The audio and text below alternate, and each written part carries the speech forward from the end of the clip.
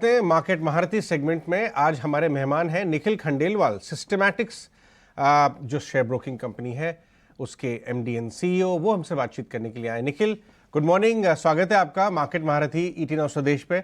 शुक्रिया समय देने के लिए। आज तो बड़ा अच्छा दिन है आपसे बातचीत करने का। एक रोरिंग बुल रन हमें दिखाई दे रहा है। बहुत सारे फैक्टर्स, पहले पॉलिटिकल स्टेबिलिटी ने बूस्ट किया, सुपीरियर ग्रोथ ने, जीडीपी ग्रोथ ने बूस्ट किया था। अब पावेल साहब ने 3 रेट कट की बात कर दी आगे आने वाले साल में और वहां से बूस्ट मिल रहा है। आपको वैल्यूएशन की कोई चिंता तो नहीं है? आप कैसे देख रहे हैं ये चीजें जैसे डेवलप हो रही है बाजार में rally? Good morning Ajay, thank you for inviting me. बिल्कुल आपने सही कहा। ये जो पूरा रेट कट का जो सिग्नलिंग हुआ है यूएस की तरफ से, इसने पूरा आउटलुक काफी सिग्निफिकेंटली चेंज कर दिया है। इसमें जो एक दो सेक्टर जो काफी अंडर परफॉर्मिंग रहे हैं उनको भी एक नई दिशा मिलने का और नया पॉजिटिव एक मोमेंटम मिलने का प्रोबेबिलिटी बढ़ गया है। इनफैक्ट आज ही सुबह हमने इसको रेट कट को एनालिसिस करते हुए हमने हमारे आईटी सेक्टर के रेटिंग को ओवरऑल पॉजिटिव चेंज कर दिया हमारा आउटलुक। हमें लगता है कि जब जब रेट कट होता है और उसकी उस रेट कट पीरियड से अगले 1 से 2 साल के बीच में IT sector significantly out perform करता है। वहाँ के डिमांड पैटर्न्स काफी पॉजिटिवली चेंज होते हैं। तो हमें लगता है कि ये जो सेक्टर जो काफी नहीं चला है in the current rally, in the rally which we have seen over the past couple of years, इसमें इस तरह के सेक्टर भी अगर पार्टिसिपेट करने लगे जहां पे अभी तक अर्निंग्स ग्रोथ नहीं दिख रही थी, तो डेफिनेटली मार्केट का मोमेंटम और सिग्निफिकेंटली बढ़ जाता है। बाकी कोर सेक्टर्स जो हैं, हमारे इंडस्ट्रियल का डेटा अगर हम देखें तो दैट हैज बीन फैंटास्टिक। तो मैन्युफैक्चरिंग इकोसिस्टम तो स्ट्रॉन्ग चल ही रहा है, बैंकिंग अच्छा चल रहा है। मगर ये जो नए पॉसिबिलिटीज खुल गई हैं with the rate cut, it is going to add further to the momentum of the broader market. बढ़िया बात आपने बताई और मुझे अच्छी बात ये लगी आपकी कि आप स्ट्रेट टू द पॉइंट आए। ये सब हो गया है, बढ़िया खबर है, लेकिन खास बात ये है कि आईटी को भूलिए मत, अंडर परफॉर्म किया है, वहां पे आपको पोजीशंस बनानी चाहिए। किस end of the market IT segment में आप ज़्यादा बुलिश हैं? ये जो 3-4 टॉप कंपनीज हैं, सब में अलग अलग इश्यूज हैं। इन्फोसिस में बहुत सारे रेजिग्नेशंस की बात सता रही है कुछ लोगों को।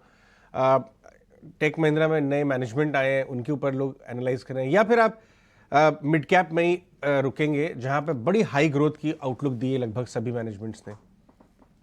नहीं, एक्चुअली हर पॉकेट में अपॉर्चुनिटी है। अगर हम देखें आईटी इंडस्ट्री डेटा, FY7 से FY15 जो एक बहुत हाई ग्रोथ ईयर था, उसमें ऑलमोस्ट 16% CAGR से इंडस्ट्री ग्रो हुई। उस दौरान टीसीएस ने पूरी इंडस्ट्री को आउट परफॉर्म किया, ऑलमोस्ट 18% CAGR से ग्रो हुआ वर्सेस इन्फोसिस विप्रो 13-14% हुए। अभी भी जो बिल्डअप लगता है लार्ज कैप आईटी का, हमें लगता है कि इसको टीसीएस फॉलोड बाय इन्फी के थ्रू ही खेलना चाहिए आईटी सेक्टर के रिवाइवल को। और मिड कैप आईटी में देयर आर मिक्स बैग्स। हमें लगता है कि एक स्पेसिफिक कैटेगरी है मिड कैप आईटी में जो कि बहुत स्ट्रांगली प्ले करी जा सकती है, वो है इंजीनियरिंग डिजाइन सर्विसेज की। तो उसमें companies like persistent and L&T technology services, LTTS, ये दो हमें सबसे स्ट्रॉन्गेस्ट प्ले लगते हैं। क्योंकि इनमें बिसाइड्स आईटी की जो जनरल ग्रोथ रेट है, उसके अलावा एक बहुत हाई ग्रोथ सेगमेंट है इंजीनियरिंग डिजाइन सर्विसेज का, वो बहुत स्ट्रॉन्ग।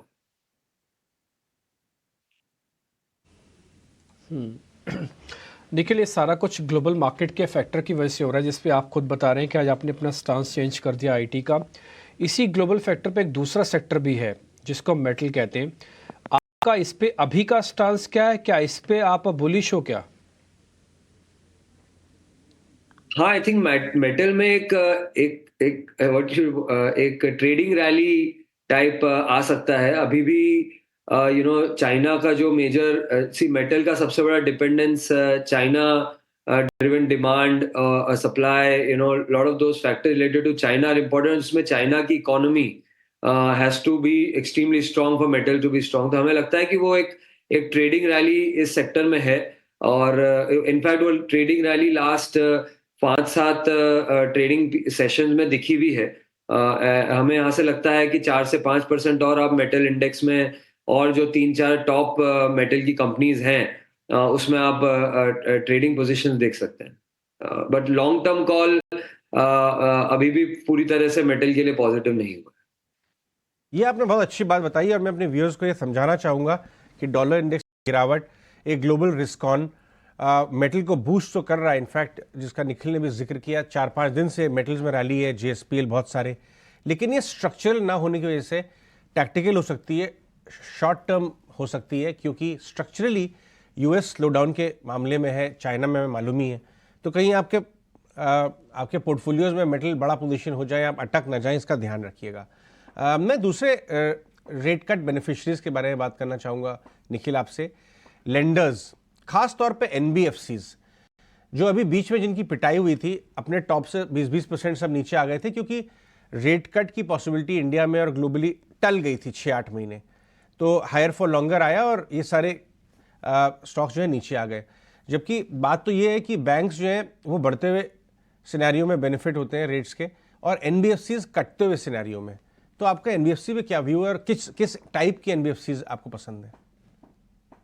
नहीं, आई थिंक इंडिया में NBFC सेक्टर काफी में रेगुलेटरी एनवायरनमेंट काफी स्ट्रेंथन हुआ है। हाउसिंग फाइनेंस, व्हीकल फाइनेंस तो अपने आप में वेल रेगुलेटेड था, बट बाकी जो आप अनसिक्योर्ड लेंडिंग बोलिए या लेस सिक्योर्ड लेंडिंग बोलिए, वो वाले पीरियड में जो माइक्रो फाइनेंस के थ्रू या स्मॉल फाइनेंस बैंक के थ्रू जो लोग एक्सपोजर ले रहे थे, वो वाले सेगमेंट में काफी रेगुलेशन थोड़ा लूज था, वो टाइटन अप हुआ है। इंडिया की वैसे भी NBFCs की अगर हम बात करें, चाहे वो लार्ज NBFC, चाहे बजाज फाइनेंस हो, चाहे स्मॉलर NBFCs हो, हाउसिंग फाइनेंस कंपनीज हो, सब में एक इम्पॉर्टेंट फैक्टर है कि इन सबकी बैलेंस शीट बहुत स्ट्रांग है। Growth is not coming at a cost of rising NPAs, और ऐसा कुछ नहीं हो रहा है।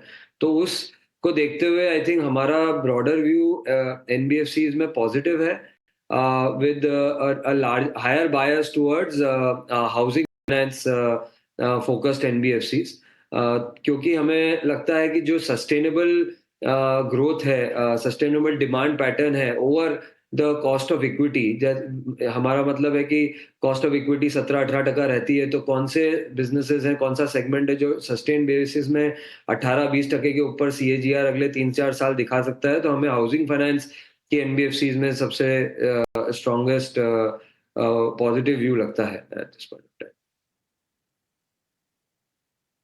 टाइम। निखिल, एक क्वेश्चन मैं थोड़ा हाइपोथेटिकल सिचुएशन में डाल के पूछना चाहूँगा आपसे। देखिए, अभी 3 राज्यों में चुनाव हुए तो बीजेपी वहाँ पे जीती। हमारा ये मानना है कि 2024 के अंदर मान लो सेम गवर्नमेंट रिपीट होती है सेंटर में भी, तो मार्केट ना उसको पहले से डिस्काउंट भी कर रहा है, कुछ सेक्टोरल चर्निंग भी करेगा। आपको ऐसा लगता है कि 2024 में मान लो सेम गवर्नमेंट रिपीट होती है तो किस सेक्टर को और बूस्ट मिलेगा? डिफेंस चल चुके हैं सर, भाव देख के खरीदे नहीं जा सकते अब। नहीं, बिल्कुल आपकी बात एक तरह से सही है, आई थिंक मार्केट और इन्वेस्टर्स इस नजरिए से बिल्कुल देख रहे हैं कि जो गवर्नमेंट के फोकस और गवर्नमेंट का बहुत स्ट्रॉन्ग ड्राइव है, whether it is infrastructure, road हो, चाहे एयरपोर्ट हो, चाहे डिफेंस हो या रेलवे हो, मेक इन इंडिया हो, तो आई थिंक वो सारी चीजों में एक वो कंसेंसस व्यू बन रहा है कि इन सेक्टर्स को अब एक स्ट्रेंथ इनमें रहेगी, इसमें जो डिमांड पैटर्न्स है वो रहेंगे। तो डेफिनेटली इन सेक्टर्स में जो भी इन्वेस्टमेंट हम भी रेकमेंड कर रहे हैं वो वैल्यू इन्वेस्टमेंट्स ही हैं। ग्रोथ तो बाय फार जो भी लीडर्स हैं उनमें आ ही रही है, तो ग्रोथ का चैलेंज नहीं है किसी भी सेक्टर में। I think you have to buy value, so I think that is how you have to position your portfolio. there is no other way to look at it but value in this sector. So I think that was your question. I mean, we remain positive on all of these sectors, but value buys are far and few. So I don't have any strong recommendation in that pack at this point of time. बाजार में, और हम एक बहुत ही early या young bull run तो है नहीं, हम एक मेच्योर बुल रन या middle of the bull run में है। सारी चीज़ें बहुत खास तौर पे सबको मालूम है जो फैक्टर्स ड्राइव कर रहे हैं, लेकिन भी enjoy it till it last. जाने से पहले एक quick view mid cap small caps पे, एक दो चार थीम या एट बेस्ट दो चार आइडियाज हमारे व्यूअर्स के लिए बता के जाएं जहां बुलिश है मिड कैप स्मॉल कैप्स में। अजय, हम एक्चुअली एक सेक्टर जो हम बहुत क्लोजली, एक दो सेक्टर जिसमें हमारा काफी स्ट्रॉन्ग व्यू है,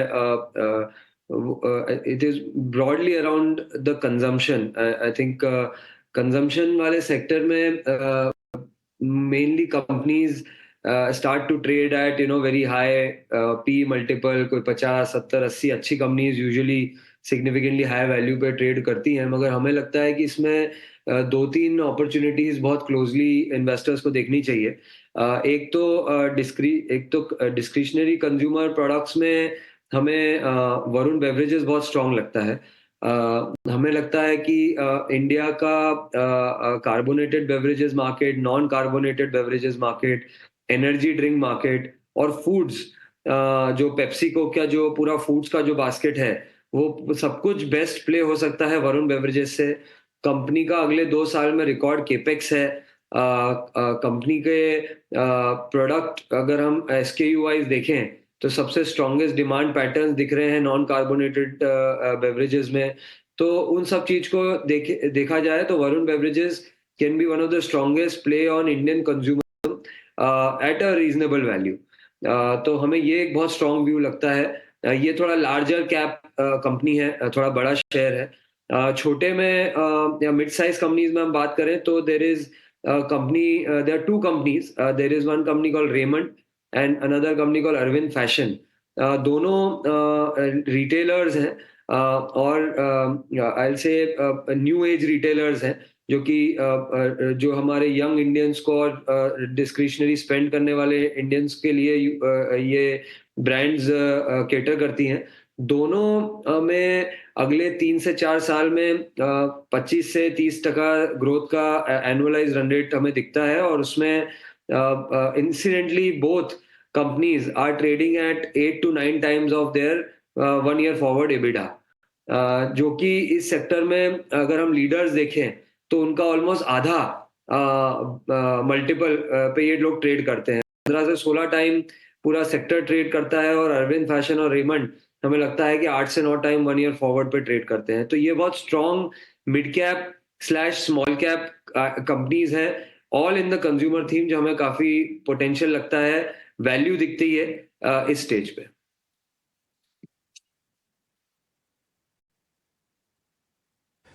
ठीक है निखिल जी, बहुत बहुत शुक्रिया, थैंक यू वेरी मच। अच्छा लगा आपसे आज बातचीत करके। आई होप जल्दी आपसे वापस मुलाकात होगी और फिर से कुछ और नई रणनीति, कुछ नए और आपसे इंटेलिजेंस हम लेंगे। बहुत बहुत शुक्रिया sir, thank you very much, आज अपने टाइम निकाला।